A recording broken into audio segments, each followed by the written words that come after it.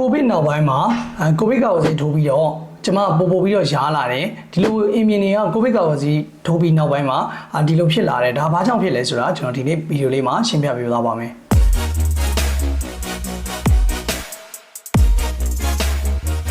Dr. Nay Wellness Clinic ဒီလိုကိုဗစ်ကာကွယ်ဆေးထိုးပြီးနောက်ပိုင်းမှာဒီလိုအလက်ချစ်ထားတာတွေအင်မြင်ထားတာတွေဒီလိုနှင်းကူတွေဖြစ်လာကြတာတွေကျွန်တော်ဈေးကမှာအတွေ့များပါတယ်ဒါဘာကြောင့်လဲဆိုလို့ရှိရင်ကျွန်တော်ဒီကိုဗစ်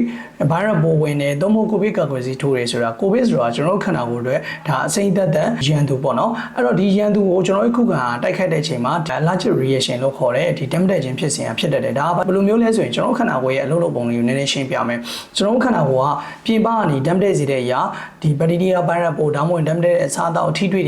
ဝင်လာလို့ရှိရင်ကျွန်တော်တို့မှာခုခံစနစ် immune system ဆိုတာရှိတယ်ဒီ immune system ကနေမှာကျွန်တော်တို့ antibody လို့ခေါ်တဲ့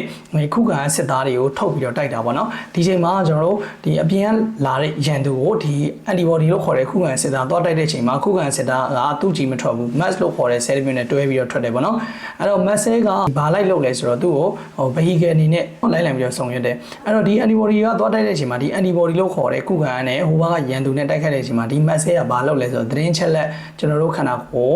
ယ်ထုတ်လုပ်ပေးတယ်သတင်းချက်လက်ကိုဘယ်လိုထုတ်လုပ်ပေးလဲဆိုတော့သူခန္ဓာကိုယ်ထဲမှာရှိတဲ့ histamine လို့ခေါ်တဲ့ granule တွေကိုထုတ်ပေးတယ်ဒီ granule တွေကကျွန်တော်တို့ရဲ့အရေပြားပေါ်မှာလာပြီးတော့ရောင်ရမ်းခြင်းရဟန်းခြင်းဆိုတဲ့ခံစားချက်ကိုလာပေးတာအဲ့တော့ကျွန်တော်ခုနပြောတဲ့အသစ်တော့ထိတွေ့မှုအသစ်တော့ဗိုင်းရပ်စ်ပိုးဘက်တီးရီးယားပိုးကာဝယ်ဆေးတွေကိုခန္ဓာကိုယ်ထိုးလိုက်တဲ့ချိန်မှာခန္ဓာကိုယ်ကဒီ allergic reaction လို့ခေါ်တဲ့ damage reaction ကိုစပြီးတော့အစပြိုးပြီးတော့ဖြစ်တယ်ပေါ့နော်အဲ့လိုအစပြိုးတာက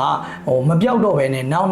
သူ damage နဲ့လုံဆောင်မှုတစ်ခုလာတိုင်းဒီအရေပြားရောင်ရမ်းခြင်းရဟန်းခြင်းဖြစ်တာပေါ့နော်ဥပမာထားပါတော့မတည့်တာတစ်ခုစားလိုက်တယ်မတည့်တာတစ်ခုကိုကျွန်တော်ထိတွေ့လိုက်တယ်စိတ်ဖိစီးမှုများတယ်ရာသီဥတုပူခြင်းအေးခြင်းတွေရတောင်မှကျွန်တော်ဒီအရေပြားရဟန်းခြင်းကိုလှုံ့ဆော်ပေးနိုင်ပါတယ်ဒါကြောင့်မလို့ကျွန်တော်တို့ဒီလိုကိုဗစ်နောက်ပိုင်းမှာallergicထားတာတွေကအရင်များလာတယ်ဘာကြောင့်လဲဆိုတော့ဒီကာဝယ်ဆေးတွေဒီကိုဗစ်ရဲ့မျိုးဗီဇပြောင်းလဲပြီးတော့ကိုခန္ဓာကိုယ်ခဏဝင်ပြီးတော့အတက်လုပ်တဲ့တိုက်ခိုက်တာတွေကြောင့်လည်းဖြစ်ပါတယ်အဲ့တော့ကျွန်တော်တို့ဒီ allergic ဖြစ်ပြီး damage ဖြစ်ပြီးဆိုလို့ရှိရင်လုံးဝအမြင့်ပြအောင်ပူသားဖို့ဆိုတာမလွယ်ပါဘူး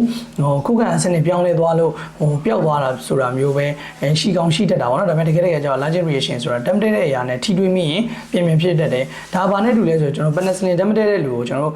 နောက်တစ်ခါ penicillin ထိုးစီကိုထပ်ထိုးလို့မရသလိုပေါ့ကိုဗစ်နောက်ပိုင်းဒီလို allergic ထွက်တာကိုစီးဖူးနဲ့မတည့်ဘူးဆိုတော့ဒီစီးဖူးကိုခဏပြန်စားလို့မရတော့ပင်လယ်စာတွေခဏပြန်စားရဲဆိုရင်ပြန်ရနေမှာပဲဖြစ်တယ်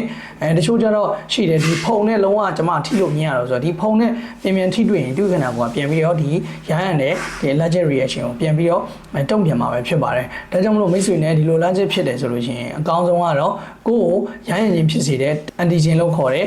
ဒီ allergen လို့ခေါ်တဲ့ damage တဲ့အရာကိုရှောင်ရှားခြင်းဖြင့်ကုသပါတကယ်လို့ရလာခဲ့တဲ့ကျွန်တော်တို့ဘာလုပ်ရမလဲဆိုလို့ရှိရင်နံပါတ်1ရေခဲကက်လို့ရတယ်နံပါတ်2ကလမင်းလိုမျိုးယာယီရသက်တာတဲ့လိန်စီလေးလေးရတယ်ဒီလိုမှမခံနိုင်တော့ဆိုရင်တော့ကျွန်တော်တို့ဈေးဝယ်ထဲမှာအလွယ်တကူဝယ်လို့ရတယ် citrin လို့ခေါ်တဲ့ citrizin တောက်လို့ရတယ်ဘာမီတွန်ဆိုတာတောက်လို့ရတယ်ဒီ citrin လို့ဘာမီတွန်တော့ဈေးတောက်ရင်အိတ်ချင်တာငှိုက်မိတာရှိပေမဲ့ရေရှည်မှာဆွဲတောက်ရင်ဒီတဲ့ဆူရှိတာမျိုးတော့စိုးစိုးဝါးတော့မဖြစ်ဘူးပေါ့ဗျာဒါပေမဲ့ safe တော့ဖြစ်တယ်ဒါပေမဲ့ဘယ်ဆေးပဲဖြစ်လုံခြုံတောက်တာတော့မကောင်းပေါ့အဲ့တော့ကိုယ်နဲ့ damage တဲ့အရာကိုရှာဖွေပြီးတော့ဒါကိုရှောင်ရှားဖြစ်ဖြစ်ကုသပါလို့ပဲအကြံပေးချင်ပါတယ်ဟုတ်ကဲ့ပါကျွန်တော်ခုပြပြပေးတဲ့အကြောင်းလေးမိတ်ဆွေတွေအကျိုးရှိရဆိုရင်ကိုမမ